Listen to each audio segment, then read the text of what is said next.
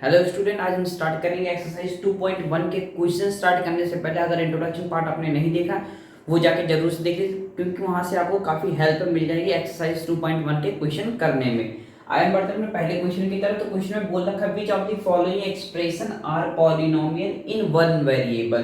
कौन सा हमारा इनमें से पॉलिनोमियल है लेकिन वन वेरिएबल होना चाहिए। वन वेरिएबल का मतलब ये होता है कि जैसे अगर x का टर्म है पॉलिनोमियल के अंदर तो वो x के ही टर्म्स होने चाहिए, x की पावर 2, x की पावर 3, कुछ भी पावर वो चलेगा। लेकिन क्या होना, वन वेरिएबल का मतलब सिंगल ही टर्म्स होने चाहिए उसमें। मतलब x के वेरिएबल चल रहे तो x, अगर y के चल रहे तो y, z के चल रहे तो z के ही होने चाहिए, बदलने नहीं चाहिए। x y अगर हो जाए या फिर x y z, ये सब गलत है। होने चाहिए तो बल्कि सिंगल वेरिएबल होने चाहिए।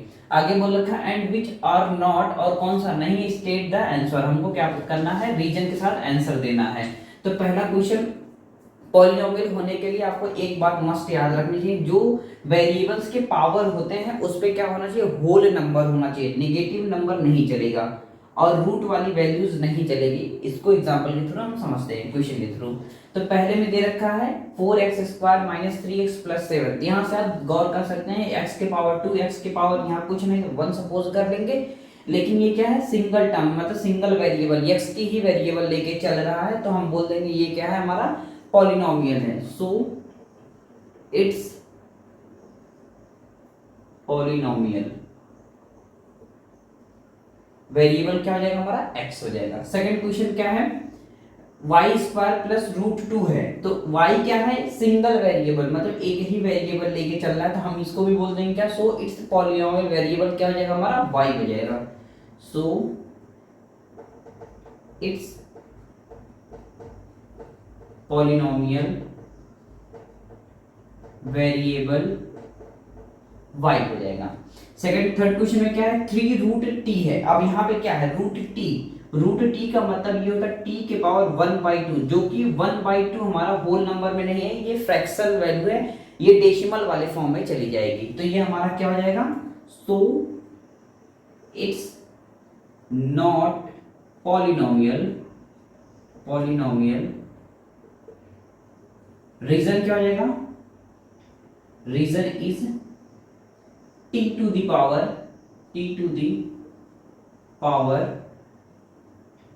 पावर यहां से हम लिख देंगे t√2 = t के पावर 1/2।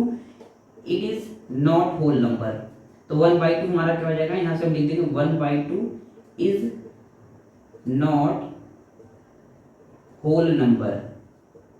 होपफुली आप समझ गए होंगे, यानी कि जो होल नंबर होता है, होल नंबर के अंदर फ्रैक्शनल वाली वैल्यू नहीं आती, तो इसलिए हमारा ये पॉलिनोमियल नहीं होगा। सेकंड क्या है हमारे पास, फोर्थ नंबर y + 2y है, तो ये भी नहीं होगा, क्योंकि जो हमारा 1/y है इसको हम y के पावर 1 लिखेंगे, क्योंकि जो y नीचे है इसको उठा के ऊपर जाएंगे, इसका पावर का जो साइन होगा वो चेंज हो जाएगा। इसके पावर कुछ नहीं, सपोज 1 कर लेंगे, ये न्यूमरेटर में जाएगा, पावर अपना चेंज कर देगा साइन के साथ, यानी कि -1 हो जाएगा। हम क्या लिख देंगे यहाँ पे, सो इसलिए so it's not polynomials. Reason क्या है, रीजन इज सेकंड टर्म जो है, क्या है हमारे पास, सेकंड टर्म, ये सेकंड टर्म है, ये क्या है हमारे पास 1/y के फॉर्म में, ये हमारा क्या है 2/y है, जिसको 2 × 1/y लिख सकते हैं। तो ये हमारा 1/y है, ये क्या हो जाएगा y के पावर -1। तो यहाँ से हम लिख दें -1 is not whole number, -1 is not whole number. Third क्या है हमारे पास, फिफ्थ नंबर, x के पावर 10, y के पावर 3 प्लस t के पावर 5। यहाँ वेरिएबल है, बट क्या है, सभी वेरिएबल्स अलग अलग हैं, x है, y है, t है, एक टर्म्स में नहीं है। तो हम यहाँ से लिख देंगे सो इट्स नॉट पॉलिनोमियल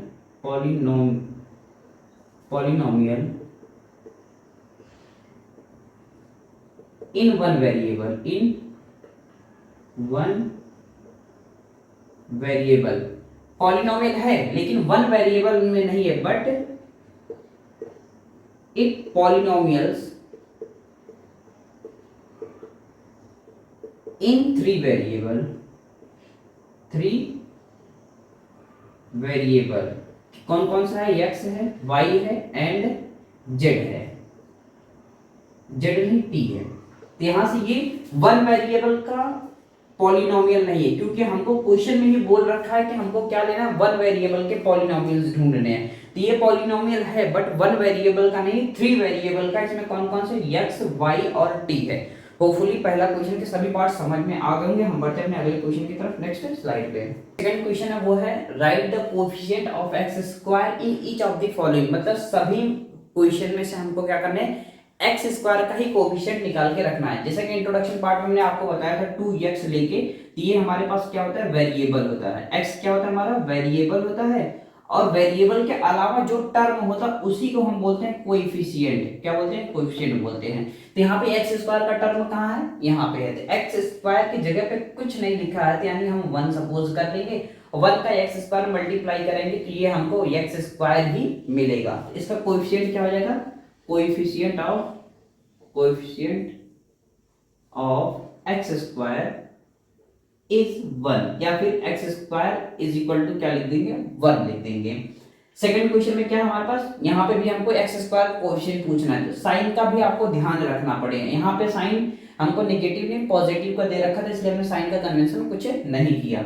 यहाँ पे क्या है हमारे पास, माइनस एक्स स्क्वायर है, यानी कि -1 इंटू एक्स स्क्वायर, तो कोएफिशिएंट क्या हो जाएगा, -1 हो जाएगा। तो एक्स स्क्वायर का कोएफिशिएंट क्या हो जाएगा, coefficient of x square is -1 हो जाएगा। जो हम पास थर्ड क्वेश्चन दे रखा है, यहाँ पे क्या है, एक्स स्क्वायर का कोएफिशिएंट π/2, यानी कि एक्स स्क्वायर के बगल में जो टर्म्स लिखा वही हमारा कोएफिशिएंट होगा। तो यहाँ पे क्या हो जाएगा, x coefficient of x square is π/2।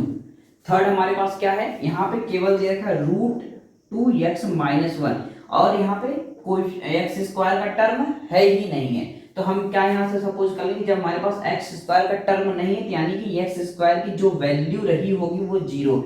यहाँ पे अगर हम ऐसा कुछ लिखते हैं 0 इंटू एक्स स्क्वायर, तो ये आपस में टर्म्स हट जाएंगे, यानी कि ये हमारा क्या हो जाएगा, एक्स स्क्वायर कोएफिशिएंट क्या हो जाएगा, यहाँ से 0 हो जाएगा। अगर नहीं इन्वॉल्व है तो हम क्या सपोज कर लेंगे, 0 है। तो coefficient of x square is 0।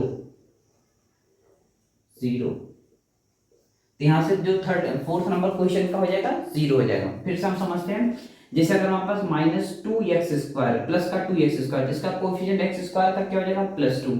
अगर हमारे पास -5x² है तो एक्स स्क्वायर का जो कोएफिशिएंट होगा माइनस का 5 हो जाएगा। अगर कोई टर्म्स ऐसा बना हो जैसे कि हमारे पास उसमें एक्स स्क्वायर है ही नहीं, जैसे फॉर एग्जांपल 2x + 3 है, इसमें नहीं है, तो हम उसको क्या सपोज कर लेंगे, जो एक्स स्क्वायर कोएफिशिएंट होगा वो क्या हो जाएगा, 0 हो जाएगा। तो ये हमारा सॉल्यूशन हो जाएगा सेकंड पार्ट का। होपफुली आपको सभी पार्ट समझ में आ गए होंगे अच्छी तरीके से। हम बढ़ते हैं नेक्स्ट क्वेश्चन की तरफ, नेक्स्ट स्लाइड पे। नंबर क्वेश्चन दे रखा है, वो है give one example each of the binomials. हमको बायनोमियल्स के एक एग्जांपल देने जिसकी डिग्री हमको दे रखी 35 end of monomials of degree 100 दे रखी है। 3 प्रकार के होते हैं, पहला मोनोमियल, बायनोमियल, ट्रायनोमियल। मोनोमियल में सिंगल टर्म होते हैं, बायनोमियल में डबल टर्म, ट्रायनोमियल में 3 टर्म होते हैं। तो हम क्या बोलेंगे, एग्जांपल सॉल्यूशन में फर्स्ट एग्जांपल किसका लेंगे, बायनोमियल का। यहां से एग्जांपल ही लेने के लिए बोला, एग्जांपल ऑफ बायनोमियल। डिग्री हमको कितनी दे रखी है, यहां से लिख देंगे डिग्री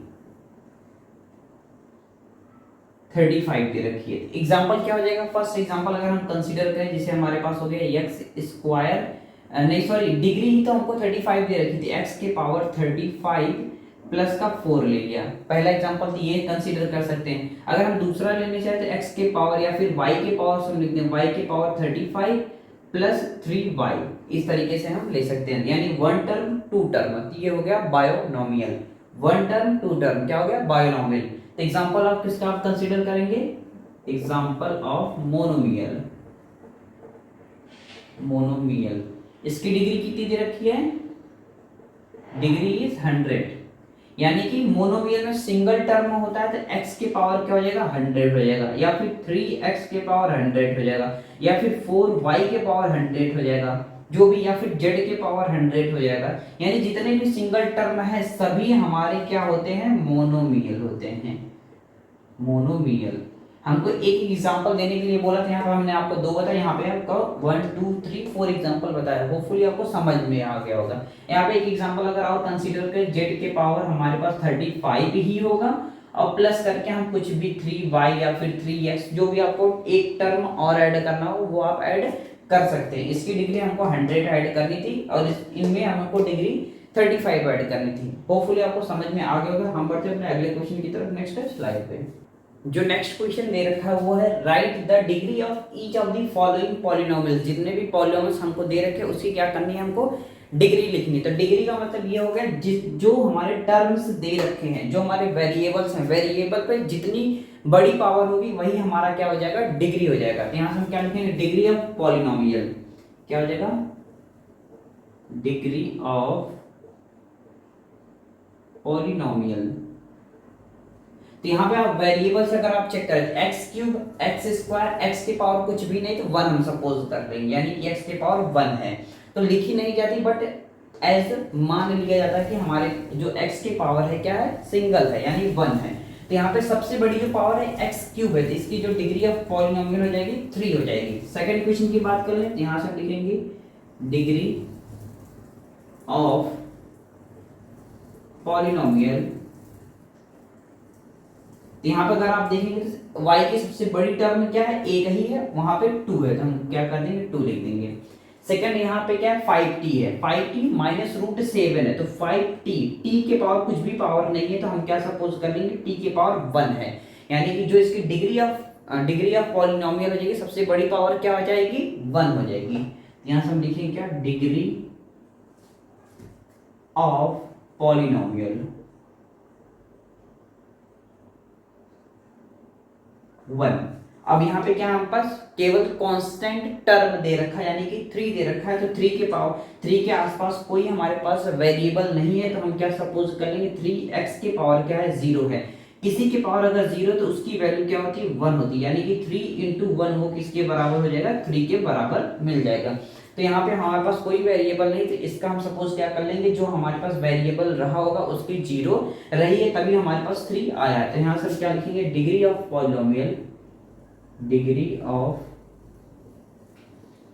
पॉलिनोमियल 0।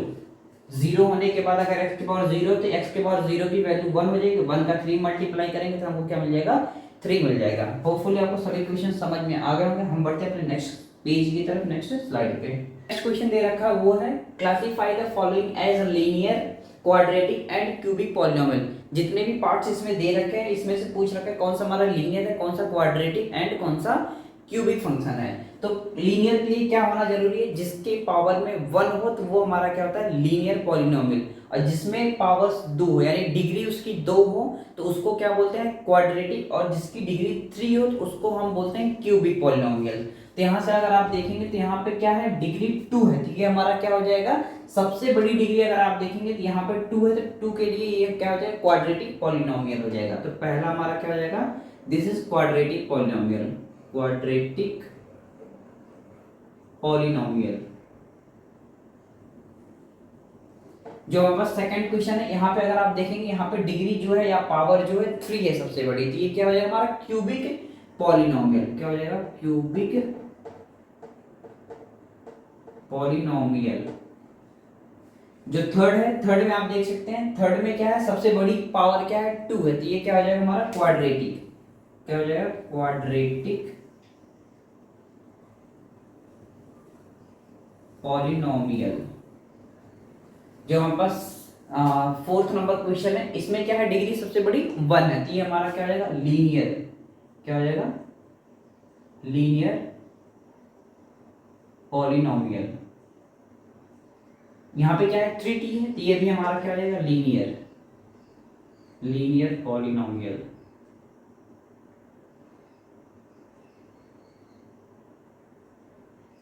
यहाँ पे क्या है, आर स्क्वायर है, तो स्क्वायर मतलब 2 पावर है, तो 2 के लिए क्या होता है, क्वाड्रेटिक पॉलिनोमियल, क्वाड्रेटिक पॉलिनोमियल। जो ये क्या है हमारे पास, अब देखेंगे यहाँ पर सबसे डिग्री क्या है इसकी, डिग्री ऑफ पॉलिनोमियल क्या है 3 है, 3 के लिए क्या हो जाता है क्यूबिक, तो ये हमारे पास क्या हो जाएगा क्यूबिक पॉलिनोमियल। यानी कि यहां से फिर से आपको एक बार रिकॉल करा दे रहे हैं, लीनियर के लिए क्या होना चाहिए, लीनियर के लिए पावर में 1 होना चाहिए, 1 यानी जैसे 4x 3x 5x 2x इस तरीके से होता है। क्वाड्रेटिक के लिए क्या होता है, क्वाड्रेटिक के लिए हमारे पास उसकी जो डिग्री है वो 2 होनी चाहिए, उसके बाद 5x + 4 जो भी हो उससे कोई फर्क नहीं पड़ता है। उसके बाद क्यूबिक के लिए अगर हम बात करें सबसे बड़ी पावर क्या होगी क्यूब, यानी 3 होनी चाहिए, 3 के बाद 5x² या फिर 2x कुछ भी हो उससे नहीं फर्क पड़ता। या फिर दूसरा एग्जांपल की बात करें x² + x + 1, इस तरीके जो भी हमारे एग्जांपल्स दिए हैं, अगर वहां पे हमारा सबसे बड़ी पावर यहाँ पे अगर आप देखेंगे तो स्क्वायर, तो ये क्या हो जाएगा क्वाड्रेटिक, अगर ये 3 हो जाएगा क्यूबिक, अगर ये पावर हट जाएगा तो ये हमारा क्या हो जाएगा लीनियर हो जाएगा। होपफुली एक्सरसाइज 2.1 के सभी क्वेश्चन आपको समझ में आ गए होंगे। अगर इंट्रोडक्शन पार्ट आपने नहीं देखा इसके पिछले वाले वीडियो में जाके जरूर से देखिए, ताकि आपको सभी क्वेश्चन और भी अच्छे तरीके से समझ में आ गए होंगे। अगर क्वेश्चन से रिलेटेड कोई भी क्वेरी हो तो कमेंट सेक्शन में जरूर से पूछिए। चैनल पे नए हो तो चैनल को सब्सक्राइब करके रख ले, ताकि आने वाले वीडियो के नोटिफिकेशन आप तक पहुंचते रहे। हम मिलते हैं नेक्स्ट वीडियो में, तब तक के लिए thank you watching for this video.